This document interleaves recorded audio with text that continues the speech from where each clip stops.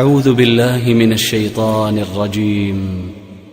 بسم الله الرحمن الرحيم.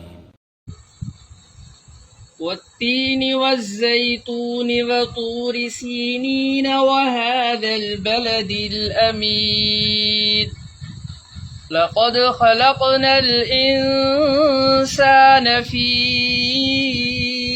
أحسن تقويم ثم رددناه أسفل سافلين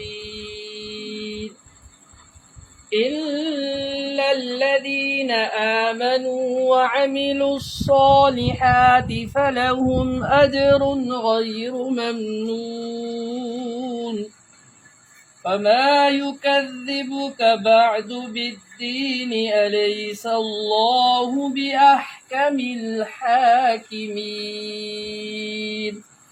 صدق الله العظيم.